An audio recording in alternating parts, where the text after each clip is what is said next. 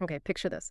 Before Silicon Valley even gets its coffee, before the first alerts ping on 1,000 phones, there's this one billionaire already at his desk. Mhm. And he's not scrolling social media. He's not, mapping out his next mega deal. He's just writing. Simple as that. Yeah, simple but profound. Not for fun, not for a blog post necessarily, but actually to command this absolutely staggering $45 billion empire. We're talking about Ben Horowitz, co-founder of Andreessen Horowitz, A16s. One of the most powerful VC firms out there. Truly influential, yeah. But here's the kicker, the really surprising angle. His, ultimate secret weapon, it isn't some super complex financial algorithm. It's not an exclusive network no one else can access. Right, none of the usual suspects. Exactly. It's something deeply personal, almost invisible, really, yet incredibly potent, he writes, every single morning. Every morning. That discipline is key. And this habit, it seems so straightforward, right? But it's become this incredibly lethal leadership weapon for him. It really has. So the big questions for us today are, what exactly is Ben Horowitz writing about? How did this quiet, consistent ritual become his, superpower in a world that's just obsessed with speed and hype? Mm-hmm. And maybe most importantly for you listening, what can we actually learn from how he uses language, how he uses it to shape reality, whether you're founding a company, leading a team, or honestly just trying to get a clearer handle on your own life? Yeah, and this deep dive we're doing today, it might genuinely reframe how you think about starting your day. I think it might. It's fascinating, isn't it? How a practice that's so ancient, really, so low-tech, so inward-looking, how that underpins the massive success of one of the most sophisticated and well-capitalized firms on the planet. Totally. So our mission today, really, is to unpack the hidden strategies behind this, behind one of the, let's face it, wealthiest minds in finance. And we're drawing directly from a really thorough look at his unique practices. Right. We've done the digging. Exactly. We're aiming to give you a shortcut here, distill the most important insights from everything we've gathered, so you can quickly grasp the, frankly, profound impact of this deceptively simple habit. Okay. We'll dig into his unique financial mindset, his career strategy, which really did change the VC game, his, let's say, sometimes unconventional habits. So rap lyrics. Yeah, we'll get to that. Okay. His practical life philosophy, how he wields influence, how he navigates crises, all of it. But looking at it through this one lens, the consistent act of writing. It's like the key that unlocks everything else. It really seems to be. It shows how something seemingly mundane can actually drive monumental outcomes. All right, let's really dig into that paradox you mentioned, because when you think about managing, $45 billion, your mind instantly goes to complex charts, numbers, models, Balance sheets, valuations. High-stakes negotiations and slick boardrooms. But for Ben Horowitz, the starting point isn't numbers, it's language. It's about clarity. It's about figuring out how to handle the immense weight of those billions, and still wake up with a clear head, even with all the uncertainty baked in. It is fundamentally counterintuitive, especially in finance, right? Which is so dominated by quantitative thinking. His main tool is qualitative. It's words. Yeah. And at the heart of his financial philosophy is this really deep paradox. Money gives you enormous power, right? But that same power, it can blind you. Dangerously so. How so? Well, the more successful you get, the more powerful you become, the easier it is to lose touch, to get surrounded by people who maybe unconsciously just tell you what you want to hear. They don't challenge you. The echo chamber effect. Precisely. And for Ben, writing isn't just a nice-to-have habit. It's his primary defense. It's like this act of radical self-awareness he performs daily to keep that power in check, to stop self-delusion from costing him and his firm potentially billions. So where did this start, this, you called it religious, habit of writing every morning? It wasn't just something he picked up casually, was it? No, not at all. It really took root in the early 2010s. And this was right after a couple of massive turning points in his career. First, selling his startup, Opsware, to HP. For a huge amount, right? Like $1.6 billion. That's right, $1.6 billion in 2007. And then, just 2 years later, launching a 16th seed in 2009. That's the context. Okay. And you have to remember, the venture capital world back then, it was incredibly opaque, very much a black box. Decisions happened behind closed doors. A lot of the wisdom felt really superficial, kind of disconnected from the reality of building a company. Right. Not much help if you were actually in the trenches. Exactly. Ben saw that gap. His motivation was clear.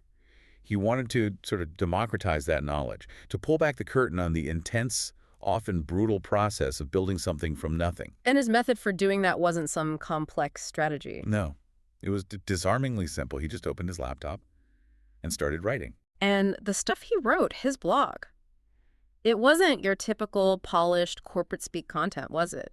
It wasn't optimized for search engines or designed to go viral in the usual way. He calls it real. What does that actually mean? Can you give us some examples? Oh, absolutely. The sheer rawness, that was its superpower. I mean, he wrote about the gut-wrenching feeling of having to lay off friends, people you care about. Wow. He wrote about the terror of waking up and realizing you literally have zero cash left in the bank. The company's on fumes. He wrote about the intense pain of firing people he genuinely liked and respected just to keep the ship afloat. Stuff most CEOs would never admit publicly. Never. These weren't the sanitized success stories you get in like a ghostwritten autobiography or a TED Talk. These were battlefield notes. Yeah. Raw dispatches from the absolute front lines of being a founder. And people responded to that. Massively. People gravitated towards it because, frankly, they were starved for that kind of truth. They were tired of the curated, perfect narratives. They wanted to hear about the actual, messy human struggle of building something meaningful, the psychological toll, that honesty. It built this immediate, visceral connection with other founders. Which brings us to how he thinks about money itself. You said it's not about luxury for him. It's about leverage. Exactly. Leverage. The power to build things, to influence the future, to invest in technologies that could change the world. But, and this is the crucial part we talked about, with that leverage comes distortion. Right, the blindness. Yeah. The more successful you get, the more the filters go up around you. People tell you what they think you want to hear. They stop challenging your assumptions. And slowly, almost without you noticing, you start drifting away from the very reality you need to understand to make good decisions. So how do you fight that, especially at that level? How do you guard against losing touch, against that self-delusion? For Ben, the answer was clear. Writing became his critical defense, his shield. Every single morning, before the day's chaos hit the meetings, the high-pressure calls, he'd sit down and write. But not for an audience, initially. This was an internal wrestling match. Like arguing with himself on paper? Kind of, yeah. Grappling with his deepest beliefs, his assumptions. Yeah. He's essentially building, you could say, an anti-fragile mind through this process. And he'd ask himself these really tough, self-interrogating questions, right? Like putting them down on the page, things like, why am I really making this decision? Or, what am I actually afraid of here? Who am I trying to impress? And this one's powerful. What would I do if I weren't scared? Wow, that's a level of honesty most of us don't hit before our first coffee, let alone before deciding where to put billions of dollars. It's intense, but the outcome is profound. It keeps him rigorously aligned, not just with his values, like his personal code, but critically, with reality itself. Can you give an example of how that plays out? Sure. Imagine, let's say a super charismatic founder pitches a groundbreaking AI startup to A16's side. There's huge hype, maybe sky-high valuations, which are pretty common right now, right? Definitely. Now, without that writing practice, Ben might get subtly swayed by the narrative, the founder's charm, the sheer industry momentum. But because he spent that morning rigorously interrogating his own assumptions on paper. Asking those hard questions. Exactly. Yeah. Maybe asking, what outcome am I afraid of here, and is it real or just imagined? About, say, a potential market shift or a technical hurdle. Because he did that work. He can cut through the noise. He might spot a subtle flaw in the market thesis or a hidden risk in the tech scalability that others missed. So he can push back against the hype? Right. Or structure the deal differently to hedge against those risks he identified. It's that internal clarity, forged through the brutal honesty of writing, that acts as the counterbalance to all the external delusion. And that safeguards the firm's capital. There's that quote of his that really captures this. Spend zero time on what you could have done and all your time on what you might do. That's not just a motivational poster slogan for him, is it? You're saying it's like a core financial principle. Absolutely. Regret, in Ben's framework, adds zero value to a portfolio. It's a sunk cost. Emotionally, mentally, it just distracts you from what's next. Wastes precious attention. Exactly. But that deep, honest, sometimes really painful forward thinking, the kind that only comes from wrestling with uncomfortable truths on paper, that can genuinely save a firm. Or position it for massive growth. And he still does this, even now, managing $45 billion. That's what's remarkable. In 2025, overseeing this colossal amount in assets under management, he still writes. Every morning, every big decision, whether it's backing a potentially world-changing AI startup, investing in a brilliant but maybe unconventional founder, navigating a market downturn. It all begins as a question he asks himself on paper first. It's a continuous process. A continuous evolving self-inquiry that informs multi-billion-dollar decisions. It's not a phase he went through. It's fundamental to how he operates. And it's not about trying to avoid making mistakes either, is it? You said writing is more about owning the mistakes, dissecting them, learning. Precisely. The world often obsesses over winning, winning, winning. But Ben studies the art of surviving, and he believes that survival instinct, that resilience, is the actual foundation of long-term wealth, especially in a volatile field like venture capital. Makes sense? Yeah. His approach is incredibly discerning. He doesn't just chase the latest trend, he meticulously picks it apart. Is there real underlying value, or is it just hype? He doesn't get seduced by inflated valuations. He interrogates if the value is sustainable. And with people. With people, he doesn't just look for those who sound smart or give a slick pitch. He looks for individuals who are brutally clear with themselves. Yeah. Who demonstrate that self-honesty. You can often see it in how they think, how they communicate, maybe even how they write. Because if they can't be honest on paper with themselves, how can you really trust them? Trust them with billions in capital, or with the immense responsibility of building a company that could genuinely impact the world. It really makes you think, doesn't it? For any leader out there, how much internal clarity do you demand of yourself before you make those big calls? Wow. So when we talk about Ben Horowitz's financial mindset, it's really not just about the money at all.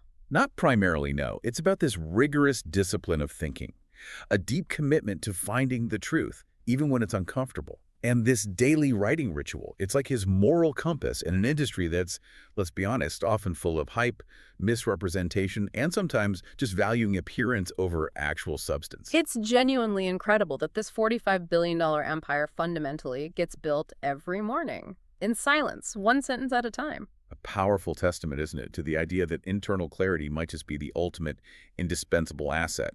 But let's sing up for a second. Ben Horowitz's story, it didn't start with billions or instant VC success. His roots are deep in the crucible of entrepreneurship itself. Sleepless nights, crushing stress. Staring at the ceiling at 3 a.m., wondering if the company will survive another week. Exactly that. Pure founder struggle. His first big venture was LoudCloud. Remember, cloud infrastructure. Right, the one that went public right into the dot-com crash. Ouch. Yeah, terrible timing. It nearly imploded. At its worst, LoudCloud was burning through over $100 million a year, literally on the brink of bankruptcy. But somehow he turned it around. He did, remarkably. He orchestrated this massive pivot, transforming LoudCloud into a software company called Opsware. And then the payoff. Sold it to HP in 2007. For that $1.6 billion. That's not just business skill, that's serious grit, a true phoenix from the ashes story. It absolutely is. And that experience, it left scars, for sure. But it also gave him this immense hard-won clarity. Because he'd lived through that chaos, that relentless emotional warfare of keeping a company alive when failure seemed inevitable. He understood something most investors just couldn't. Precisely. He understood that the real survivors aren't always the ones with the slickest pitch deck or the flashiest idea. They're the leaders with the emotional resilience, the inner strength, to navigate and command when everything is breaking, when the building's on fire, metaphorically speaking. That makes sense. That gut-level understanding. Yeah. So when he teamed up with Mark Andreessen to start Andreessen Horowitz in 2009, they didn't just launch another VC firm. They came in with a radical strategy. Totally different for the time. Which was? They decided to treat founders not just as assets on a spreadsheet, but as genuine partners. Indispensable partners. Which was a big shift from the old VC model, right? Yeah. Which was often more hierarchical, kind of opaque. Very opaque. Gatekeeping was common. A16s flipped the script completely. Yeah. They didn't just offer money, they built what they famously called a full-service platform. Meaning hands-on, comprehensive support way beyond just capital. Need to scale your engineering team fast. A16s had dedicated recruiters ready to help, struggling with your go-to-market. They had marketing experts. Facing tricky regulatory issues in a new space like crypto, they had policy strategists on staff. Basically everything they wished they'd had back in the LoudCloud days. Exactly. It was profoundly founder-centric. It redefined the role of a VC from just a capital provider to an active, supportive partner in the whole messy journey. And even after becoming this powerful investor, he kept writing. Didn't hide behind corporate PR. That's what's so unexpected. He kept publishing these raw, deeply personal essays about what it was really like being a CEO in wartime, how to handle brutal layoffs, how to confront betrayal, that soul-crushing isolation that leadership can bring. You just put it all out there. He did. And those pieces went viral, not because they were flashy, but because they were just so damn honest. And it turns out honesty builds trust way faster, way deeper than any amount of capital or marketing ever could. People connected with that vulnerability. Deeply. He tapped into this unmet need among entrepreneurs to hear the unvarnished truth, to know their struggles weren't unique failures, but part of the path. That authenticity forged this incredibly strong bond. And that had real consequences for A16s. Huge consequences. Founders, especially the ones who've been through hell or were facing really tough challenges, started flocking to A16Cs. They weren't just looking for cash. They were looking for someone who got it, someone who had been through the fire, who wouldn't panic when things got tough, someone who understood the hundreds of unseen, gut-wrenching decisions behind every success story. It was like an emotional advantage, not just financial. Absolutely. And that trust, crucially, turned into unparalleled influence, which in turn ultimately translated into extraordinary financial returns. Fast forward to June 2025, A16s is managing an incredible $45 billion across really diverse, often frontier areas, crypto, bio, fintech, cutting-edge AI. The scale is massive. It is. Over 2,270 investments. Portfolio includes huge names, Airbnb, Coinbase, Instagram, and now they're making these massive strategic bets on critical US-based AI firms like OpenAI spinoffs, XAI. The scale is mind-boggling. Yet the core remained that human connection. That's the fascinating part. Ben never let the scale distract him from that core strategy, building real, authentic relationships. He's known for taking those late-night calls from founders in crisis, giving super detailed feedback on pitch decks. And that unique thing of sending old blog posts. Yeah. Instead of just giving direct advice, if a founder called him truly lost, he might just send a link. A 2,000-word post he wrote 10 years ago about navigating a specific leadership crisis. And often, that was exactly what they needed to hear. That's scalable wisdom. That's exactly it. That's where his strategy is brilliant. He's not just reacting fast, he's thinking long. Writing gave him something incredibly powerful, leverage that scales way beyond his own time. Awesome. Well, each essay, each story he shared became this timeless tool. Hundreds, maybe thousands of founders could access that insight, that empathy, without him needing to be in the room. A founder facing a horrible layoff decision might find the hard thing about hard things online and get real solace, real practical guidance, perfectly suited to their pain, even though it was written years earlier. So he invests clarity, not just capital. That's the perfect way to put it. That's his ultimate edge. In an industry obsessed with noise and speed, Ben Horowitz moves quietly, intentionally, building massive wealth not by chasing every trend, but by doubling down on these timeless principles, all meticulously documented in his own words. It's a powerful lesson, really, when your words outlive your meetings. When your insights guide people even when you're not there, you're not just growing a portfolio, you're building a legacy. It's a different kind of wealth building. Okay, let's dive into those unique habits, the things that really make Ben Horowitz, well, Ben Horowitz. He wakes up early, standard tech mogul stuff, maybe. Right. But not to check email or doom scroll the news. Right. That first hour is sacred. He uses that crucial time for something much less common in high finance. He writes, every single morning, not just sometimes, every day. It's not just a routine, it's like a core commitment. And what's really striking isn't just the act, it's the nature of the writing. It's not for a ghostwriter, it's not polished PR, it's definitely not about stroking his ego or impressing investors. He writes for himself. Exactly. Because, as he's basically said, it's the only way he knows how to genuinely think clearly. Especially given the complexity he deals with daily. That habit is sacred. Before the meetings pile up, before the spreadsheets demand attention, before those high-stakes calls, his first most important conversation is with a blank page. That's where the real work happens. That's where he rigorously questions his own assumptions, revisits past decisions, replays difficult conversations in his head, but then gets them down on paper, challenges his gut instincts with actual intellectual rigor. He writes to lead effectively, sure, but maybe even more fundamentally, he writes to stay sane, to stay grounded, resilient amidst just immense constant pressure. It's like his mental gym, working out the really tough problems internally first. That's a great analogy. And think about it. In a world completely obsessed with the latest productivity hacks, optimization apps, neuroscience-backed brain boosts, Ben's secret weapon is almost ancient. Just journaling, basically, but with a purpose. Purposeful journaling, exactly. But here's the twist we touched on earlier. Why would someone seemingly so focused on internal clarity then publish so much of this raw, unfiltered stuff online. Right, it's not a private diary. His blog posts are out there, and they're not typical tech think pieces. Not at all. They're raw, brutally honest, unfiltered. It wasn't about building a personal brand in the way we usually think about it. It was about connecting through shared struggle. That famous blog post, The Struggle, is a perfect example, isn't it? It's incredibly vulnerable, almost like a confession, pulling back the curtain on the sheer psychological weight of leadership. And the language he uses, I mean, let me quote it directly. The struggle is when you wonder why you started the company in the first place. The struggle is when you don't believe you should be CEO of your company. The struggle is when your employees think you are lying and you think they may be right. Wow, that hits hard. That's not branding. No, that's raw confession. And it honestly changed the game in Silicon Valley. Founders everywhere read that and just saw themselves. They recognized their own deepest fears, their insecurities, because the tech world loved to talk about product market fit and hypergrowth. Right, the success stories. But very few people talk about the crushing loneliness, the constant fear of failure, the sheer psychological toll of leading something so fragile, so demanding.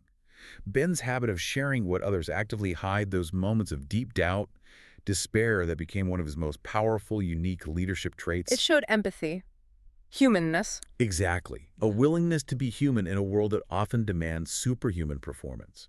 It built incredible trust. And then there's the other quirk, the rap lyrics. He starts most blog posts with rap lyrics, not quotes from, I don't know, Warren Buffett or Seneca. Yeah. It's genuinely fascinating, and it's way more than just like an aesthetic choice. Why rap? Yeah, why? Ben explains it by saying, rap, much like building a startup, is often like war. It's intensely personal. It's about survival. It's about expressing a raw, unapologetic truth in a rhythm that just cuts through the noise, the pretense. Huh. Never thought of it like that. He's even said he listens to artists like Nas, Kanye West before critical investor calls, not to get hyped up, interestingly, but to feel grounded. Grounded? How does rap ground you? To remind himself, no matter how huge the fund gets, no matter how complex the financial models are, the stakes are still fundamentally human. This fusion of hip-hop and high finance, it reflects this core principle he holds. Leaders can't just be analytical wizards. They also need to be culturally literate, emotionally fluent, rooted in something real, something authentic. And that belief shows up in his actions. Absolutely. It permeates everything, from investment choices to how he mentors founders. It also connects to how he manages his time. His schedule. How so? Well, it's meticulously crafted, apparently. But crucially, it's never overcrowded. He deliberately builds in margin, space for reflection, silence. Which is kind of rebellious in tech, right? Where busy is often worn like a badge of honor. Totally rebellious. He is known to actually turn down meetings just to create that space, just to think. Because he understands that deeper clarity leads to better decisions, decisions worth potentially billions. So why this intense focus on internal space, on what some might see as downtime? Okay, here's the deeper truth, I think. Ben's habits aren't just about discipline. They're rituals for building resilience. Resilience, okay. Think about it. Managing $45 billion in high-risk, high-velocity capital, making decisions that impact thousands of jobs, entire industries, maybe even the future.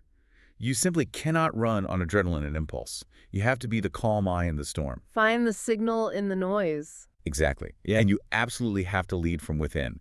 Because when the numbers look bad, when doubt creeps in, everyone looks to you for steadiness, for direction. So the writing isn't just a quirk. It's his mental gym. It's his compass. It's his way of ensuring he doesn't just look like he's in control, but that he is in control, deeply rooted in his own reality, his own convictions. And that difference, that's everything. While everyone else is chasing hacks. He's building fundamental habits. While others are shouting advice, he's quietly writing truth. And in doing that, he's fundamentally redefined VC leadership. Not louder, not faster, but infinitely deeper, more enduring. So yeah, those unique behaviors, they're not just eccentricities, they're fundamental practices, building that unwavering mental and emotional strength you absolutely need for that kind of pressure. It's all about building the inner strength before facing the outer storm. It's interesting, Ben Horowitz doesn't really operate from a set of rigid rules or, a fixed playbook. His whole belief system, it's built around principles. And crucially, the often really painful process of discovering those principles through direct, hard-won experience. Over time, he's developed this philosophical framework that's become, frankly, legendary in Silicon Valley. The big one is that distinction he makes between a peacetime CEO and a wartime CEO. Right, I've heard that. It's more than just a catchy phrase, isn't it? Oh, much more. It's an entire worldview. It informs pretty much every decision. A peacetime CEO, as he defines it, is focused on expanding the market, looking for new opportunities, reinforcing the company's strengths. Standard growth mode. Okay, and wartime. Wartime CEO, totally different game. Laser focused on immediate survival, making absolutely brutal choices just to keep the company alive. And this wasn't just theory for him, he lived it. He absolutely lived it. Back with Opsware, remember? When it was weeks, maybe days, from total collapse, he had to lay off friends. He had to disclose the company's dire financial state to his own employees, negotiate under unimaginable pressure, facing potential personal ruin. That experience, he says, it both broke him and completely made him. Whoa. He realized true leadership isn't about always being right or having all the answers. It's about being incredibly clear, decisive, grounded, especially when everything around you is pure chaos. That psychological shift from expansion thinking to just bare-knuckle survival, it required a complete rewiring of his mental operating system. And the writing helped forge that clarity. That's the critical link. That kind of clarity, knowing if you're at peace or at war, making those impossible calls, you can't just improvise that in the heat of battle. It has to be painstakingly forged through reflection, through embracing the pain, and through the rigorous act of writing it down. So when a crisis hits, he writes almost obsessively. That's his instinct. He doesn't wait for answers to just magically appear out of the chaos. He actively creates the mental space, using disciplined writing, to dissect that chaos, sentence by agonizing sentence, until some clarity starts to emerge from the fog. It's his way of imposing order on internal disarray. That leads to another core idea of his, doesn't it? That decisions don't just come from logic, they come from identity. Yes, this resonates so deeply, especially when facing tough choices. He firmly believes decisions stem fundamentally from who you are, from your identity. Without that deep self-knowledge understanding who you are, what you genuinely stand for, he argues, a leader will just default. Default to what? To pleasing others, to avoiding necessary risks because they're scary, to chasing applause and short-term validation instead of doing what's right long-term. So how do you cultivate that self-knowledge, especially with all the external pressures trying to define you? For Ben, writing is that constant practice. It's how he returns to himself, to his core principles, his values. Yeah. It's how he makes sure his decisions are rooted in real conviction, not just fear or the desire for approval. He once made this incredibly stark admission, something most billionaire execs would never say publicly. What was that? He wrote, and I'm quoting here, "By far the most difficult skill I learned as a CEO was the ability to manage my own psychology." Wow, that's brutally honest, especially from someone at that level. It's incredibly rare, and he wears that honesty almost like armor, because he understands deep down that self-delusion is the silent killer of leaders, especially in the hype-driven, often intoxicating world of VC. It's so easy to start believing your own press, right? Get drunk on success. And lose touch completely. Exactly. His willingness to admit his internal struggle, it makes him incredibly relatable, trustworthy. And he has a process for decisions based on this. A very disciplined process, centered around 3 core questions. And crucially, he asks himself these on paper. Not in a meeting where groupthink or the pressure to sound smart might cloud his judgment. What are the questions? First, what outcome am I afraid of, and is it real or imagined? Second, if I had no fear, what would I choose? And third, what does my team need from me right now that no one else can provide? Asking those on paper seems key. It provides critical distance from ego, from immediate emotional reactions. Yeah. It slows down that reactive thinking, removes the pressure to have an instant, clever answer. It just creates this quiet, invaluable space for brutal honesty with himself. Like if he's considering a risky investment. Instead of just crunching numbers, he might write, okay, am I afraid this specific tech will fail? Or am I actually more afraid of missing out if it takes off? That level of self-interrogation lets him separate genuine risk assessment from his own emotional biases or fears. And that rigorous internal dialogue, that's how he navigated tricky things like early crypto investments, or backing founders others saw as too weird. Precisely. His clarity allowed him to see potential value where others just saw chaos or risk. It's also apparently how he's worked hard to protect A16Z's culture from arrogance, even as it exploded into this $45 billion empire. Always reminding people and himself of the humility forged in those early struggles. So his core philosophy isn't really about perfection. No, he sees perfection as impossible, maybe even counterproductive. It's about achieving profound alignment. Alignment between his values, his decisions, and the reality of the situation. And a leader's job isn't to be the smartest person. No. It's to be the most grounded, the steady hand when strategy is murky, when markets are crashing, when legal risks are piling up. Because, as he'd tell you, when you're truly grounded in who you are and what you stand for, you can make those incredibly hard calls, the layoffs, the pivots, the tough investments, without it breaking your soul. And writing is the path to staying grounded. For him, it seems to be the non-negotiable daily path. Writing isn't just a habit, it's an ethical discipline. It's how he listens to his own inner voice, making sure it doesn't get drowned out by all the external noise. And that clarity, that grounding, more than any valuation or metric, that's the real root of the immense trust he commands, both inside A16s and across the entire industry. You know, it's really striking how Ben Horowitz wields influence. It's not through, like, a booming voice or that typical salesman charisma, though he certainly have presence.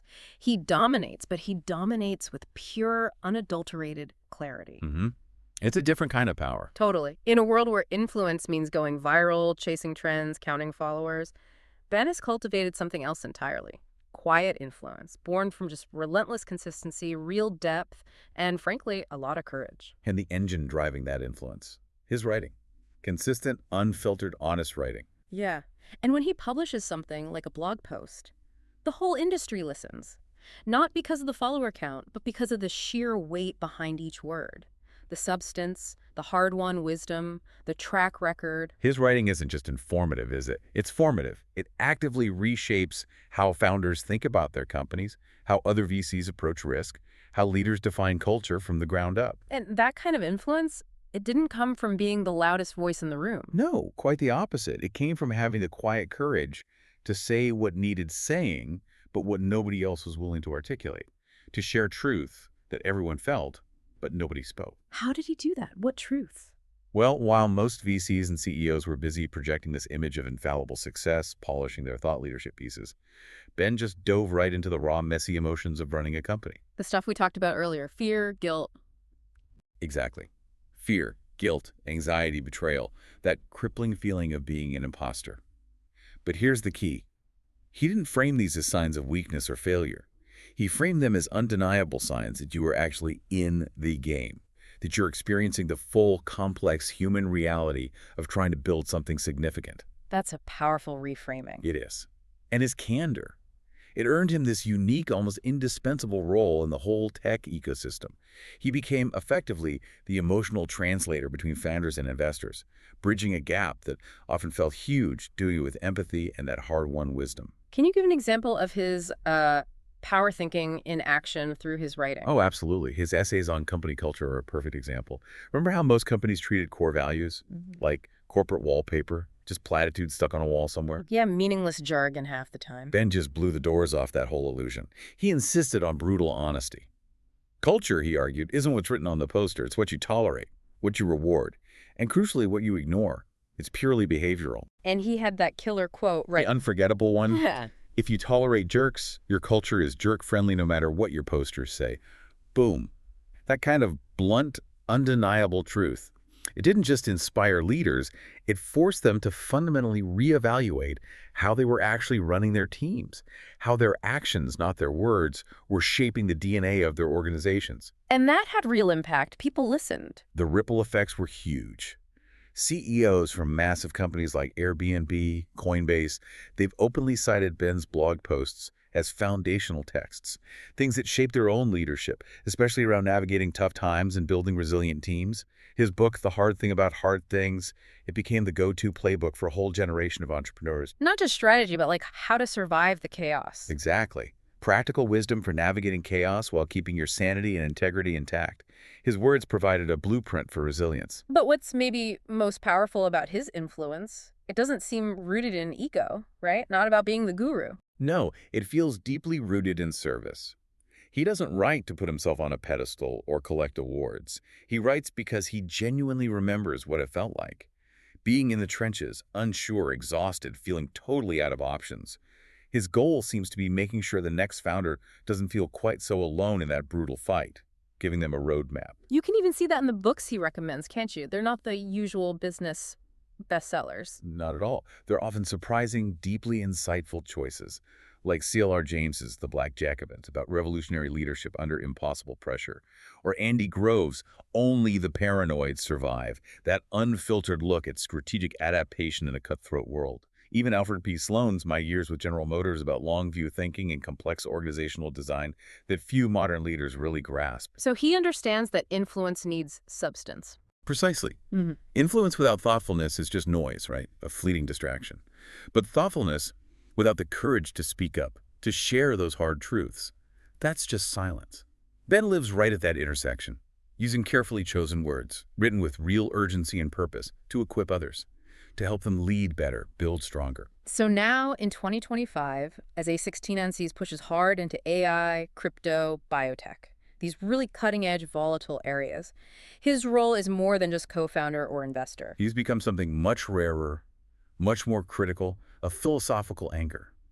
In an industry that's constantly drifting towards hype cycles, speculative bubbles, fleeting trends. He's not trying to control the narrative. No, he's trying to clean it, to help the real builders cut through the fog of speculation, find their way back to fundamental value, long-term impact, what truly matters. And that is real power, isn't it? That's the kind of influence that doesn't need to scream for attention. It just consistently commands it, because it's built on unwavering authenticity, deep insight, and that profound commitment to serving others by sharing painful but absolutely crucial truths.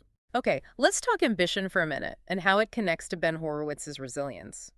Right now, in 2025, his firm, A16Z, is raising this absolutely massive $20 billion mega fund, specifically targeting the next wave of American AI startups. Yeah, that's huge. One of the biggest raises in VC history. It says a lot about their vision, their willingness to take big swings.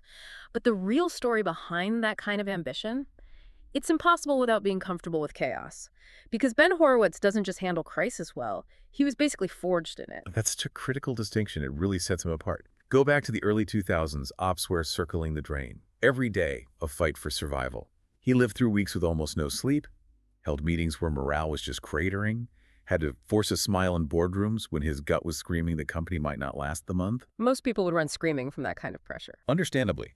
Most founders tried desperately to avoid those existential moments. But Ben, through that fire, he learned to embrace them. Not because he enjoys pain, obviously, but because he learned a brutal truth. Your behavior during a crisis is what defines your legacy. That's when true leaders are truly revealed. And writing, again, is the tool he uses to navigate it. It's his primary tool. When a massive challenge hits market crashes, a portfolio company spirals, his first instinct isn't dialing an advisor or calling a big brainstorming meeting. It's opening a blank page. Not to escape the problem. No, to walk through its fire, word by painstaking word, until he can actually grasp its true shape, its true nature. And that gives him perspective. Perspective that no spreadsheet, no data dump, no matter how detailed, can ever provide. Because while most people in a crisis instinctively zoom in, obsessing over the immediate threat, the falling numbers, the next scary headline, Ben consciously forces himself to zoom out. How does writing help with that? He uses it to reframe the event through a long-term lens, to mentally place himself 5, 10 years in the future looking back. He asks himself those critical questions on paper. What will this crisis actually look like in 5 years? How will this decision be judged then? Or what core principles matter most right now, regardless of the immediate outcome? And maybe the most crucial one, what does my team need from me emotionally right now? Not just tactics, but to keep their belief alive. That internal interrogation lets him see past the immediate fear and panic. And that mindset, it turns short-term survival into a long-term edge. Exactly. We saw it play out perfectly, didn't we? Early 2022, market crashes, tech valuations just plummet. While many VCs were panicking, pulling back, Ben was quietly planning. What was A16's doing? While others retreated, cut investments, hunkered down. A16's was strategically, almost stealthily, ramping up its investments in core AI infrastructure, methodically laying the groundwork for the $45 billion empire they manage today. It sounds simple. Prepare when others relax, reflect when others react, but hard to do. Incredibly hard. Requires immense foresight, conviction, and that emotional durability we keep coming back to. And that's why his influence lasts way beyond market fads. Most VC firms, they operate like sprinters, right? Racing deal to deal, looking for quick wins, fast exits. But Ben thinks like a decathlete. He's playing the long game for decade-long returns, not just quarterly praise or fleeting headlines. And that kind of game demands incredible emotional durability. the capacity to take hits, persist through long stretches of uncertainty, and keep your eyes firmly fixed on the horizon. And he doesn't just manage companies, he mentors the founders through the emotional roller coaster too. Actively. He teaches them how to make peace with their own self-doubt, how to lead a team when morale evaporates, how to stay human, stay empathetic when the world wants to treat them like financial instruments. He wrote that famous line, "There are no silver bullets in leadership, only lead bullets." What does that mean, lead bullets? It's not about finding some magic tactic or quick fix. It's about sheer, unwavering stamina. The stamina to just keep showing up, day after day, week after week, to keep making those impossibly hard decisions when the data looks awful, when the headlines are screaming disaster, when every part of you just wants to hide or quit. And that stamina isn't theoretical. Not at all. It's built through relentless practice, through those deep, non-negotiable rituals, through the one habit Ben Horowitz never ever breaks: writing. Because when everything around you is shrouded in uncertainty, when even your own team starts to doubt the way forward, clarity becomes your ultimate, non-negotiable competitive edge. And that clarity is earned, not given. Earned through consistent effort, brutal honesty, usually on paper first. For Ben, crisis isn't some detour from the path to success. It is the path. And those who learn to walk it with their eyes wide open, willing to confront the truth on the page, they're the ones who will ultimately own the future. That's why, while others invest heavily in speed and momentum, Ben invests profoundly in reflection and understanding. Because empires that truly last, they aren't built on fleeting momentum. They're built on deep, enduring meaning and unwavering clarity of purpose. Hashtag check tag outro. Wow. Okay, so if we had to boil down this whole deep dive, this look into Ben Horowitz's mind and methods, it really comes down to this, doesn't it? He doesn't lead primarily with spreadsheets or data. He leads with profound self-awareness. That's the core. In a world moving at warp speed, where your valuation can feel like your identity, where metrics often push out real meaning, Ben just stands still every single morning, pen in hand, page open, not trying to control the markets or outsmart anyone, just confronting himself, digging for the truth within his own head. Because he gets it, right? Maybe better than anyone who's walked that path. That the hardest thing about the hard things, it isn't the market crash itself. It's not even firing someone you care about or the sheer weight of failure. What is it then? The hardest thing is staying true to yourself when the whole game seems to reward falsehood. It's leading when you honestly feel like anything but a leader, when your confidence is shot. It's making those huge public decisions while privately questioning absolutely everything you thought you knew. And writing gives him that edge, that anchor. That crucial, almost unfair edge. Not because writing is trendy or cool, but because it's timeless. It works. So in every billion-dollar deal he makes, every late-night call with a founder who's falling apart, every boardroom where uncomfortable truths have to be spoken, that calm he projects, that clarity, it's built on thousands of mornings, thousands of hours of quiet, unflinching reflection. He's meticulously refined the single most important leadership tool he has, his own mind. And he brings that quiet conviction forged in writing into every single arena. And maybe that's the profound secret we miss, rushing around in our own lives. That the most powerful, the most enduring empires, whether that's a company, a career, or just, a life lived with purpose, they aren't built just from speed or scale. Fundamentally, they're built from clarity.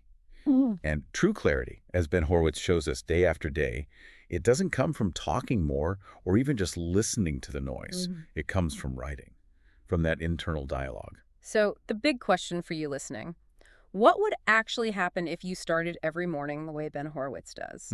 Not instantly grabbing your phone, not rushing into the first task on your never-ending list, but just sitting quietly with your own thoughts and bravely asking yourself, okay, what do I really believe about this situation? Or what am I genuinely afraid of when I think about this next step? Or even what decision am I actively avoiding right now and why? Because the truth is, right, you don't need to be managing $45 billion to think and act like a leader. You just need to lead yourself first, honestly, consistently, courageously, starting with that vital first conversation of the day with yourself. So here's our challenge to you from this deep dive. Tomorrow morning, before the world rushes in, before the inbox fills up, before the demands start flying, find 5 minutes. That's it. Just 5 minutes. Just 5 minutes. And write. No filters, no audience, just you and whatever truth is sitting there in your own thoughts. If this deep dive sparked something for you, maybe made you pause, reflect, see things a bit differently, maybe consider sharing it with someone else who's trying to lead through the fog, someone who could use a dose of this kind of clarity. Because maybe, Just maybe. All it really takes to build your own empire, whatever that looks like for you. Is one quiet page at a time.